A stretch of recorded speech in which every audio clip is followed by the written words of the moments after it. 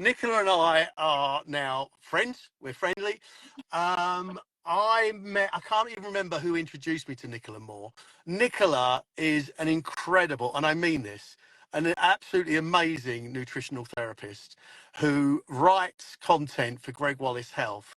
And she has specialism in many, many areas: nutrition and neurodiversity, emotional eating, nutrition and arthritis, many, many different things. But today, Nicola, funny enough, tell me what it is you want to talk about today.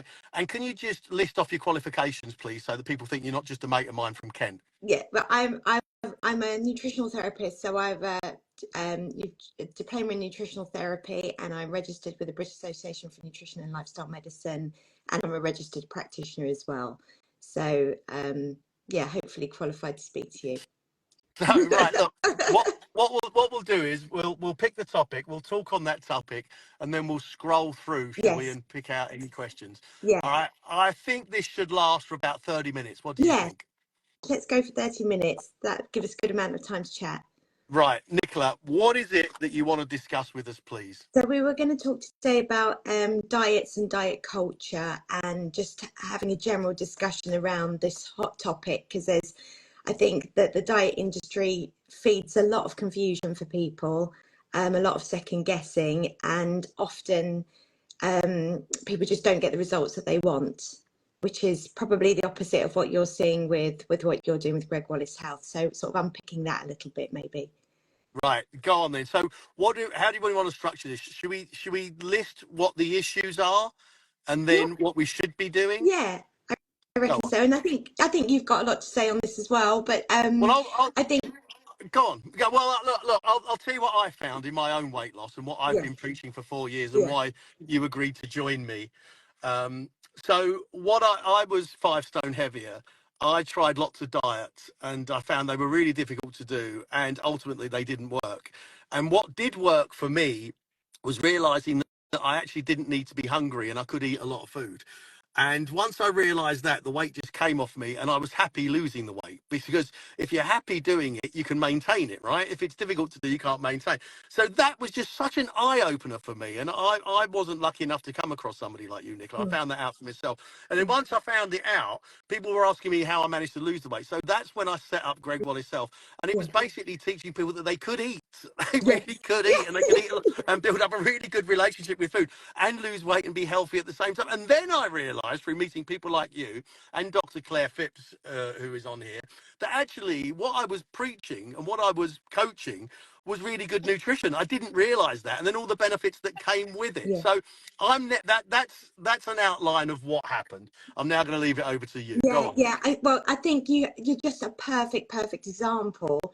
When people meet someone like me, I'm often giving people lots of permission to eat, and diet culture is really sort of built around this notion of restriction. And of course, a lot of the time, if you want to lose weight, there is a degree of needing to cut back on something, right? But it's not about complete deprivation, and you don't want to be hungry. With diets, there's often this sort of start and end point, and there's a short-term almost mentality that's involved in it as well. And with that comes this sense of, this is going to be hard, but I've just got to go through it, and I'll just have to put myself on it, and I'm not going to enjoy it, and all of this stuff. And actually, a lot of the time, a lot of diets also are hooked to products and other things that aren't that filling, that are maybe low in calories but higher in sugars and sweetness and things that drive appetite. And really, it's not rocket science. And I suppose it's so simplistic and it's so basic that people are thinking there must be more to this, but really it is finding a way to eat balanced meals that are enjoyable, that you can engage with, and eating regularly and not snacking as a result, because you're nice and settled and secure and full. You're not constantly looking for something else to eat because you're not feeling deprived in any way. And as you said, like, you were enjoying it. And studies show that when people follow a weight loss plan and they manage to lose weight and keep it off, it's because they've attached a different sort of meaning to that diet. So it's not about just a short term, I've got to lose weight for this thing and it's going to be punishing. There's a connection, which is actually, I'm finding that I feel better. I am enjoying this. Gosh, I can eat this lovely, delicious food, or I want to be healthy for the long term, or whatever. And seeing it more as a lifestyle and overall pattern of way of eating, rather than having a finite start and end point, and often looking for goals that are beyond weight loss, you know, looking for other things that you want to do, whether it's recognizing, actually, I feel a bit like I've got more energy now. I feel like my breathing is clearer. I feel like I'm sleeping better. All of these other beautiful things that can come with it. And, you know, really sort of being alive to that as you're going through the process. Do you mind if I ask you a few questions as we go? Yeah, do it. Right, Yeah, because yeah. I'm trying to listen to you as an overweight Greg, okay, and not not now 12 stone Greg. I'm trying to listen to you as a 17 stone Greg. So how do we get overweight in the first place, right? Because we're not born overweight. I mean, as babies, we won't overeat. So what happens to us, please?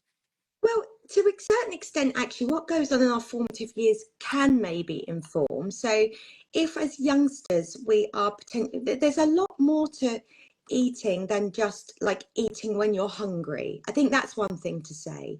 And we've done this on a bit on GreggWallace.Health, haven't we, with the emotional eating side of things. Eating is an emotional thing, and we're programmed to we need to eat to survive. And so every time we eat, especially as youngsters, we are actually creating sort of feedback mechanisms in the brain relating to dopamine and other things that help us feel safe, that help us feel secure. So sometimes you can get a situation going on where actually maybe as a youngster food is something that's given to you for comfort or whatever. I'm not saying that this leads to obesity for lots of people, but this is a scenario that can happen. But as we get older, you know, just we have plenty of food around us, you know, and we're often eating because there's a lot of food around us. We're not really connecting with whether we're actually genuinely hungry, whether we're feeling full. Those voices and mechanisms can be lost. You know, you can, the more you consume, the more you are able to consume. You know, so you might find now that actually you might get full maybe a bit quicker than you used to, for example, and that's because your hunger fullness mechanisms have actually adapted. So there's a sort of a build-up process that I suppose can happen. But there's so many reasons behind it. But it's not just about that. It's about some people just have different metabolic states. Some people might have an underactive thyroid or other conditions that are going on. Some women have a condition called PCOS, polycystic ovary syndrome. These conditions can make weight gain easier and weight loss harder. So it's understanding our own unique physiology to some extent, but recognizing that we can work with it, and there are ways in which we can support that. Now, again, an overweight Greg Wallace would say, right, could you, in simple terms, could you give me the secret, please? In the simplest terms you can, then we'll elaborate later. How do I do it? How do I lose weight successfully? In the simplest of terms, and we'll investigate more later. Yeah, so to begin with, you say to yourself, this is a long-term project, and I want to have a vision for in a year's time where I want to be. That's number one, taking away this short-term solution in your head. Because a lot of the time with a crash diet, you're not actually losing body fat, you're losing water. You know, so you're getting almost like a fake reading of what's going on with your weight. It takes time to actually lose body fat. So that's number one. Secondly, it's about saying food is your friend. Food is actually is the gateway to allowing this to happen. But what we want to do is embrace regular filling meals and look at sometimes the composition and the balance of those meals, making sure you do have adequate amounts of protein, adequate amounts of fiber, and that you are including natural fats in your diet. So it's not about excluding, it's about making sure you have the balance, because that's what gives you the satiety from when you've eaten and helps with all the chemical messengers that tell you you're settled and secure and full. And then it's also looking at, why am I eating? What am I eating for? What's the point of it? And looking at the positive aspects of food and how food helps your body to work well, the amazingness of what good nutrition is and how it helps us all. So understanding that and recognizing that side of things. Now, look, when Nicola said this would have confused me, okay, a couple of years ago, because Nicola said, make sure you're eating properly balanced meals with the right amount of animal fat in it, the right amount of protein to keep you full, make sure you got the right amount of fiber. Now, very few of us understand what that means. Now, this isn't a shameless plug. This is an effort to help. What GreggWallace.Health does is it hands you hundreds and hundreds of recipes that are perfect examples of what Nicola has just told you. They are balanced when we have worked with nutritionists putting it together so that there is the right amount of protein to keep you full, there is the right amount of fiber, there is the array of vegetables, and there is protein to keep you full. That's what we do. So you don't have to try and work it out. You just go over there. There's hundreds of breakfasts, hundreds of lunches, hundreds of dinners. That's what we do on Gregg Wallace Health. Go over and have a look. If you flick the experts page as well, you'll find Nicola on there. Why, Nicola? Why do we think of weight loss as a diet that's something that's uncomfortable? How is this? I mean, look, we're not historians, but what has happened? Why do we consider it to be like that? Because I used to.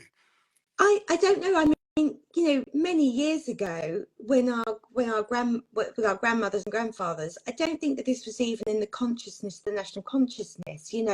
Something big has changed with regards to food consumption overall, and weight gain happening, globally pretty much, especially in the West. And so with that, and I think that's come from changes in food production, changes in food availability, the concept of snacking, which never was around before. When I was growing up, I never snacked, and I had to ask it just wouldn't cross my mind to go to the cupboard and get food to eat as a child. We ate our meals, when it was mealtime. So something has changed in terms of the availability and the opportunity for us to just be able to eat, and the messaging maybe around snacking and things like that. So there's all sorts of potential reasons for that. And then from that comes, industry that's looking to try with the best one in the world to help people lose weight. But people are always looking for this sort of magic solution in terms of maybe speed, in terms of also something without, it sounds sort of a bit, but, what's my hook that I can sell someone that's going to make money from this, which it's just the way the world is, Yeah. and for lots of people, different diet plans and things, different regimes work. We are all unique. We all have our own relationship with food. We're all going to find our own things that work for us. But the problem with diet culture is it does give this perception of like there's a start and end point, and then I'll go back to the way I was. I just get to this holiday, go on holiday, and then I can relax again. We're not teaching anyone half the time, what is good food? How do you cook? What is a balanced meal? And also I'd say on top of that, the psychology of eating. What do we understand about our relationship with food? How does our brain interact with us making, these decisions, and how our body actually even uses the food? The other thing to say is, and I think we could talk about this another time, stress and the stress that people are under in life, and how that changes how you eat, how it changes what you want to eat, how it changes how your body processes the food that you eat. So there's a lot that's going on, I think, from a society point of view, a culture point of view, that's leading to this. But we just need to go back to basics. It's not sexy, it's not, there's no gimmicks. It really is just the basics of understand you can cook lovely meals. They don't have to be all bought from the farmer's market with all these amazing ingredients. It can be, you just get basic food. It doesn't have to cost a fortune, and you can spend half an hour in your evening cooking and preparing stuff, and that can become actually something you genuinely look forward to doing. It can become a stress relief. It can be a moment of happiness in your day, and you can feel so good as a result. Not just the fact that you've done something brilliant for yourself, but that you're on this continuum of improvement. And I think it is just about slow and steady wins the race. keep walking forward. And like you say, and I think this is why I think what you're doing is so good, it's about also saying, look, when Christmas comes or whenever, it's not about not having stuff. It's not about restriction. It's quite the opposite. But it's about taking some responsibility for health, and seeing it as a long-term project, but enjoying that I don't like the word journey, but you know what I mean, enjoying that journey that you're Why don't you having. like the word I don't journey? know. I've never heard this. It's just very sort of I don't know. Bit Californian, is it? A bit hippie-ish, is it?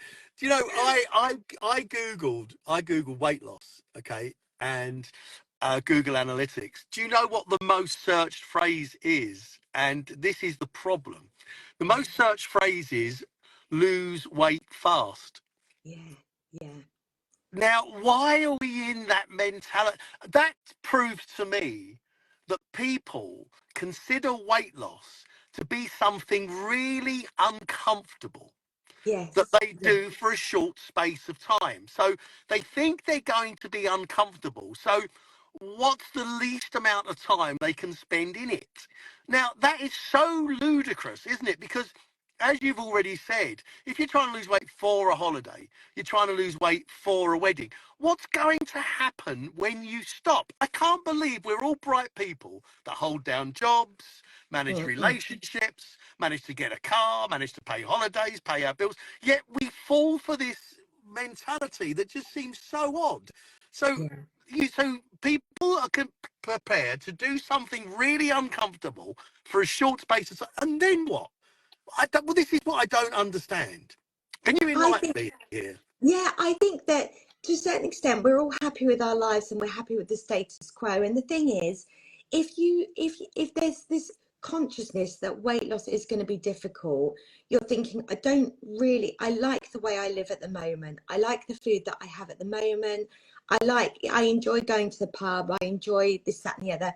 And there is such a misconception really because of diet culture that all of that has to stop. It's like one or the other. It has to be fully locked in and loaded or not at all.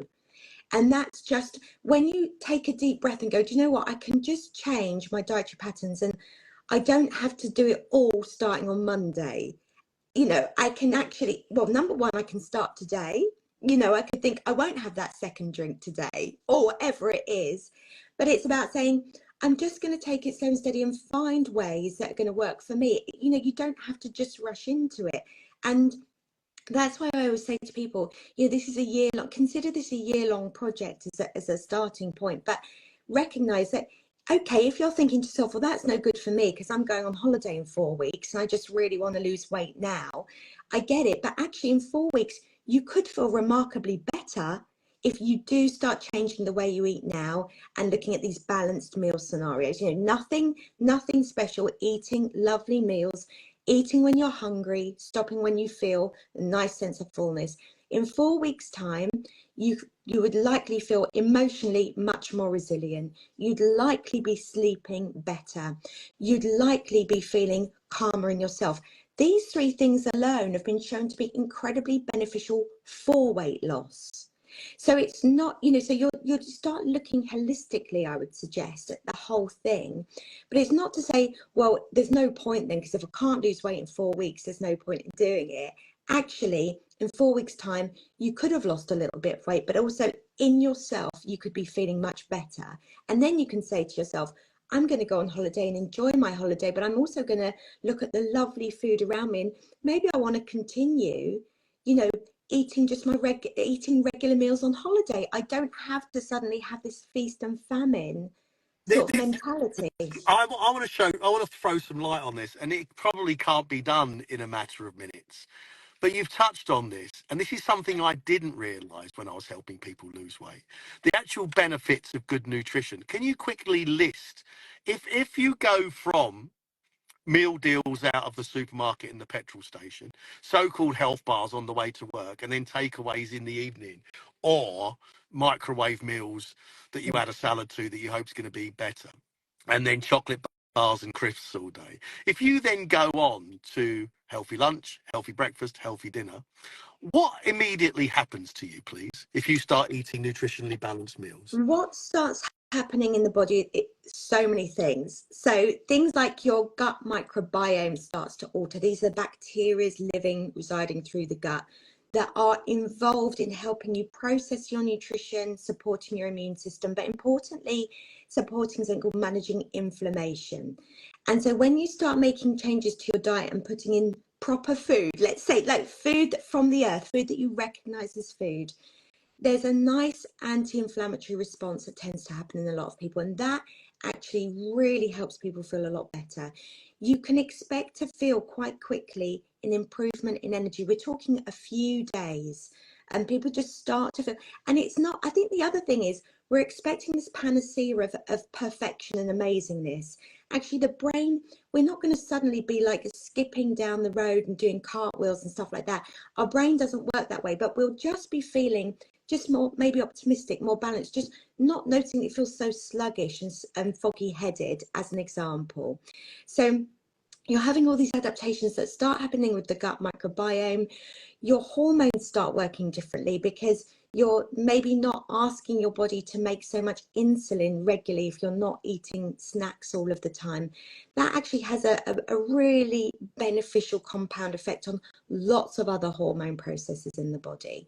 And as I said, like if you're putting in the chemicals, like from protein, we have these amino acids that go on to make things like our serotonin, dopamine, these brain chemicals that are involved in how we feel emotionally, how we get to sleep at night, all of this stuff is really, really, you're putting in the ingredients that help overall cell function work better.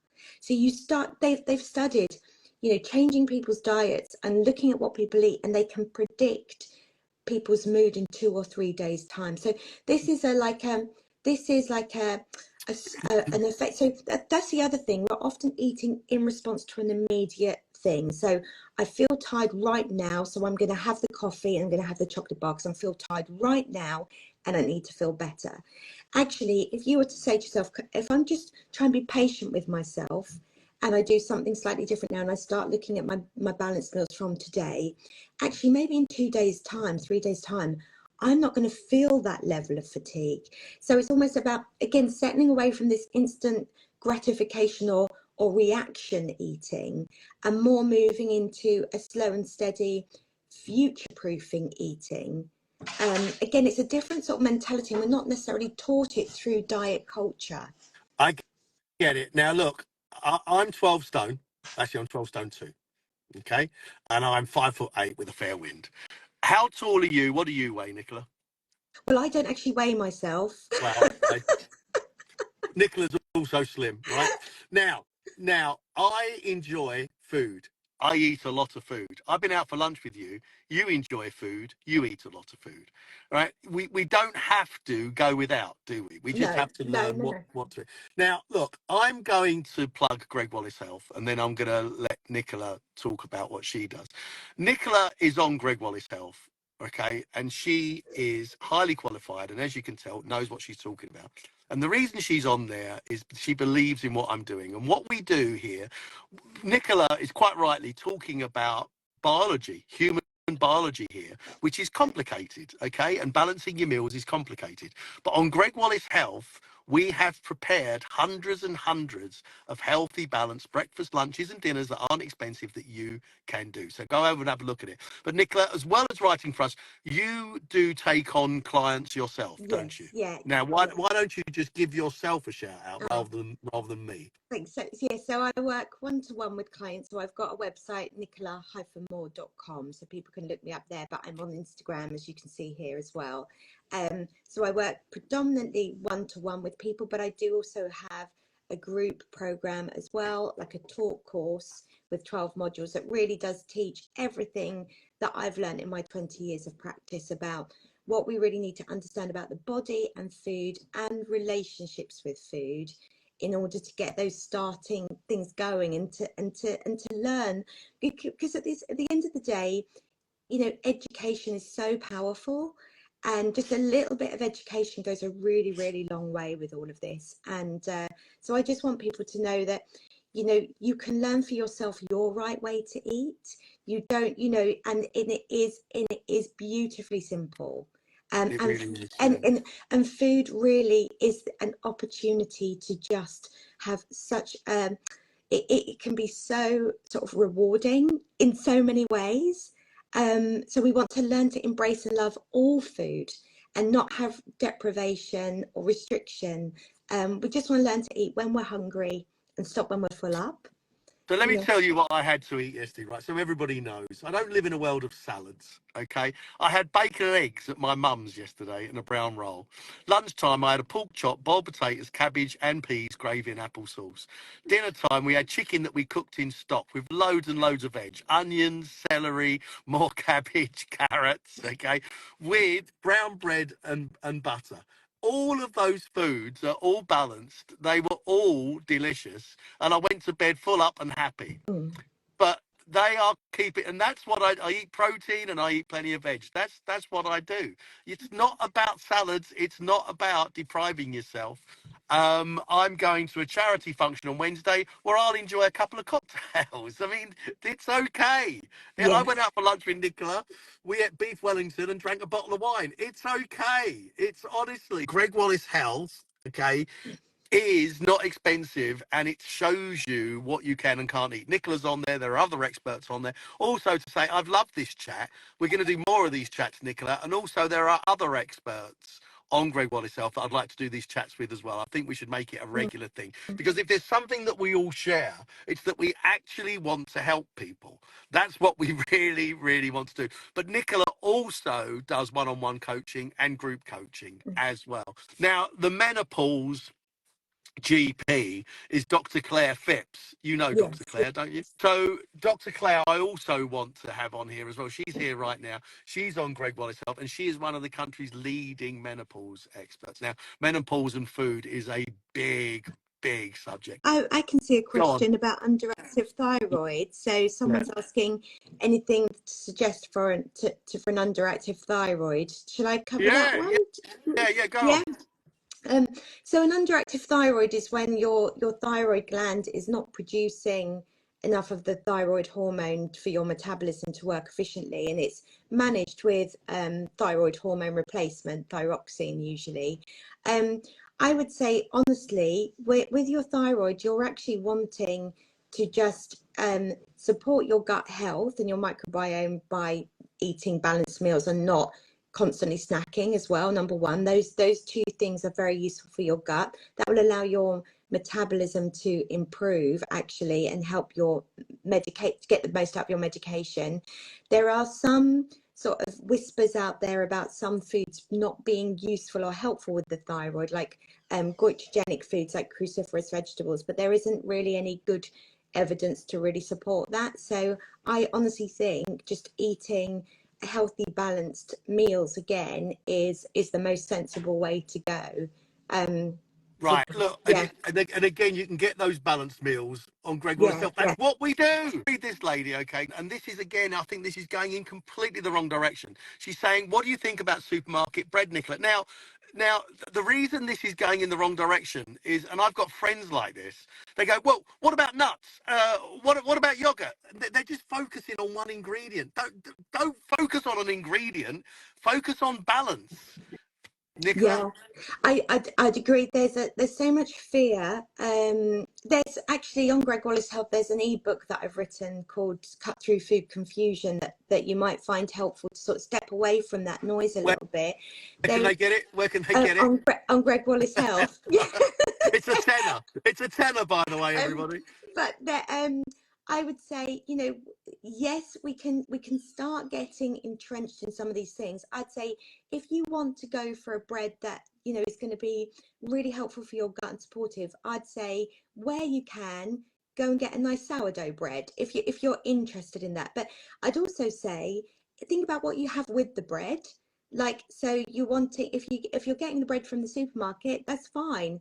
Think about what you put with it. So if you're making a sandwich that has a tinsy slither of ham in it, for example, and that you look at the sort of the proportions, you've got two slices of bread and a tinsy piece of ham in the middle, that's not so much an example of a balanced sandwich. Whereas if you were to have some lovely sort of chunky bits of roast chicken and some tomatoes in there and maybe a bit of avocado or something, suddenly you've got a really delicious salad with some salt and pepper as well for seasoning. You know, you've got a really, really yummy, delicious salad. So it's often about, you know, supporting and balancing out. You're just thinking, I just balance out Yeah, where I don't. can. Yeah, it's not about picking on a single ingredient and going, oh, is that good or is that bad? Because we've got the same sort of thing here. Typical London girl. Are protein powders and bars good or bad? Now, protein bars are not going to be good because what you should be having are meals, not snacking. Protein powders, we actually add protein powders to some of our shakes and some of our breakfast recipes, but not on their own as a drink and not bars on their own as a snack. So no, I'd say that was. How's my Yeah. advice then, Nicola? Am I Yeah, learning? I think it's good. I think a good rule of thumb is when you're looking at these products in the supermarket, take a look at the ingredients. If there's a long list of things that you don't recognize as food and you don't understand, chances are it's not great. You know, you really do want to be asking yourself the question, do I recognize this as a whole food? Is this actually food that I can see? And that's a useful rule of thumb to go by, I'd say. Well, listen, I was on my podcast. I was interviewing Professor Tim Spector. Now, you know, okay, it's a little controversy around him, I know, but there was a couple of things he said I thought was enlightening. He said, when you pick up a pineapple, where's the label that says high in fibre? When you pick up a fillet of sea bass, where's the label that says low in fat? When you pick up a fillet steak, where's the label that says high in protein? Because they Yes, don't know. yes. Asking Nicola, any tips on where to start with emotional eating? Yes, yes. Nicola Moore has written extensively about this on Gregg Wallace Health. Extensively. All right, you can get all that information on emotional health. Nicola, I'm going to have to go. Yeah, yeah, yeah. I'm going to Me have too. to go I've got to get packed lunches done. for the kids. Now, look, I want to thank Nicola for joining me. Okay, I really do. Nicola, as you can tell, really knows her stuff and cares about people. You can, all the balanced meals she's talking about, that's what we do on Gregg Wallace Health. That's what we do. We give you balanced meals, and there are experts like Nicola on there. Before you go, your website, please, and your Yeah, Instagram account, please. yeah. So the website is www.nicola hyphen, which is the dash in the middle, more, MOORE.com. And on Instagram, it's at Nicola More Nutrition. Nicola, you Yeah. are Thanks, fabulous. Greg.